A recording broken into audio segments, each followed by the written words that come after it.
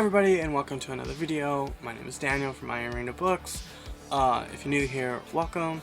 Today I'll be doing another tag video. I was tagged by Maza. It's called the Friends tag. Basically, you find each letter of Friends, like F-R-N, F-R-A, F-R-I-E-N-D-S.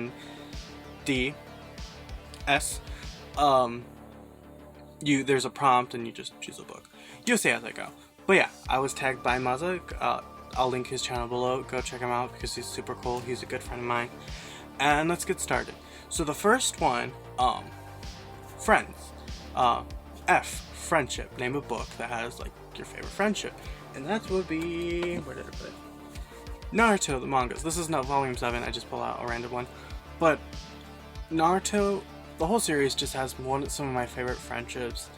The friendship between Team 7, Sakura, Naruto, and Sasuke, even though when you see the ending where they do break up, you know what I mean when I said that if you know the ending of their friendship, it's just so sad, and just, it's one of my favorite friendships ever. What I like about it too, it's just not like, no offense to Yu-Gi-Oh, but like, it doesn't go like, oh, friendship this, friendship that. It doesn't preach it to you like Yu-Gi-Oh does. It's just there, and it's just so natural.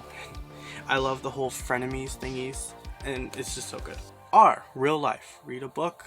I'm assuming a non-fiction book that I want to read, or just name a non-fiction book. I want to read this one. It's called Mindhunter, by John Douglas and Mark Olshaker. It is the FBI's, like, I think it's John Douglas who wrote it. It is his experience in the FBI agency, something like that. It's a true crime novel, so it's going to talk about really graphic stuff he's seen and investigated. And I do believe one of the crimes in here was inspired, is what inspired the Hannibal books. Or is it called Black Friday? I forgot. But yeah. So yeah, it's a true crime scares the shit out of me. True crime podcast. There's one called Lazy Masquerade. I can only listen to it once in a while because that shit can be really dark. But yeah, I really do want to read this, and plus the cover is scary as hell. So yeah. An independent book. Oh, I have quite a few I want to give a shout out to. First one is Jack Hawkins and the First Vampire by T.C. Lovejoy. This is an independent book that got sent to me, and I still haven't read it. But the author knew I love vampires, so he sent it to me, and I will read this. The next one is C.S. James, To Leave You Shook, by C.S. Lewis. C.S. James, this is book number 2. I've not read book number 1, but you don't. It's like Goosebumps, where you don't have to read it in like order. And Toy Story stuff, not Toy Story like Toy Story. I don't like those movies. Toy horror stories freak the hell out of me, so let's look at that one. Don't Call It All. This is an ARC copy and a signed copy by Robbie Miles. So good. Kind of like it's a be careful what you wish for story. So definitely one good. It's really good. I recommend it. Plus the cover is really awesome. The next book is Anoka, Shane Hawk. I did a reading vlog of this. It's an indigenous horror story anthology, and it is so damn good. It's really short. I read this in a day. It's only like 80 pages. 78 pages. I recommend it. So good. Loved it. The next one is Severed by Justin Marcella. This is actually the prequel to Scratches. And I'm currently reading this. So the first Scratches, and yeah. My goal is to read a lot more independent books, because I feel like independent books, and I've said this again, and I will say it always, independent books break the boundaries. They don't have to do this carbon cutout stuff. Don't get me wrong, sometimes I do like that carbon cutout where it's very similar. Sometimes it's But also, the one that, the booktuber that actually got me into reading these independent books is actually Cameron Chaney.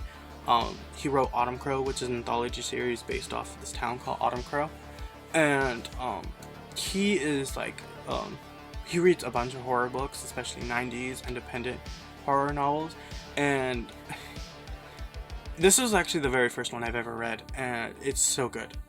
He's the reason why I started getting into independent books. E for endings. Basically name a book with endings? Honestly, don't know. From Maz's video, it's like the ending that made you scream or something like that. I have two, and that is, like, in a good or bad way, I guess. But the first one is Sons of Destiny, the last Dr. Freak book, book number 12. This book, this whole book in general, this whole series, the ending of this was a shock. I was shook, and I did cry a lot. A lot of people actually don't like this ending because what Darren Shan did. And without spoilers, let's just say if you don't like certain deaths, if you catch my drift, then you might not like this ending. It's very good. I think it was one of the best endings I've ever read. He's the reason why I like certain deaths. Alrighty, I was cut off. Anyways, but yeah, that series has a lot meant to me. And another series, I think some people are going to be surprised, and that is the technically very last Vampire Diaries book. This is part 4 of the Vampire Diaries series that L.J. Smith did not write. This is a ghostwriter, and this trilogy is the Salvation trilogy ending series. So good. I think even though this ghostwriter had to do something in this trilogy, I appreciated it because this person said Aubrey Clark tried a lot hard to fix what the ghostwriter did for the Hunters trilogy, which was one of the worst trilogies I've ever read, worst books I've ever read in my life. It's better than Discovery Witches though. But this is the very last book. The ending, I appreciate what she had to did because what they had to did because the author had to do what they got to do to fix up the damn mistakes the Hunters did. I really did like this trilogy as a whole. Is it the best one? No, but especially compared to the original series.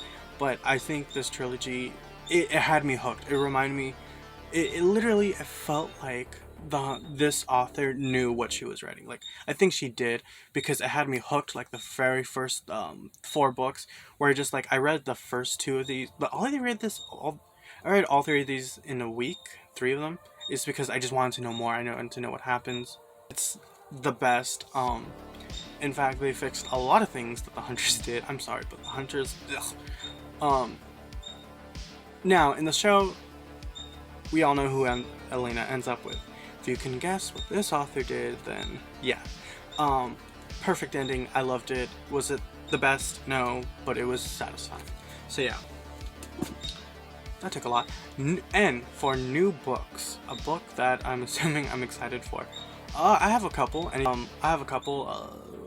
think anything by Pierce Brown. The last Red Rising book I'm excited for. Whenever that's gonna come out. I don't think it will come out for a while now.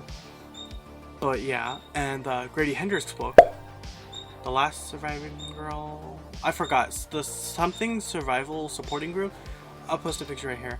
Yeah, I'm looking forward to that. Even though I've only read one of his books, I was hooked. Best Friends Exorcism, so damn good. D, Dark, a dark book or a dark series. My first thought goes to Dark Age, and not because the literal name. Oh my god, so shiny. But by Pierce Brown, this is the 5th book in the sequel trilogy of Red Rising. This book, oh my god, it's so shiny. This book is the darkest book in the series. I just have to say, it just gets dark. Because I do think Iron on Gold, when I first read that, I was like, oh my god, he's doing a lot. But this one, it's a thick one, and there's a reason for it. There's a lot that happens. It is really gruesome, it is graphic, it is dark, it has a lot of heavy stuff. A lot of incredibly sad stuff. Dark Age is literally the perfect title for it because this is the darkest point of the series. And I know Pierce Brown, how he ended Morningstar, that just hit my heart. I know the last book, whatever it's going to be called, is going to be phenomenal. It's going to be probably one of the best endings because the way he ended Morningstar, absolutely perfect. I give each book of these 5 stars because I could not see a flaw in any of them at all. Like, I just am obsessed. I mean, that's where I got my name, Iron Rain of Books. There's an Iron Rain. It's this thing called Iron Rain. So much love. This book. And the pages are so damn thin. I don't know if you can. Loved it. Very dark though. Very, very dark. You have to be in a good mindset for that one. share. So I'm assuming tag a few people. If you see this, you have been tagged. Yeah, that's it. So that's the video. So as Maza says it, peace.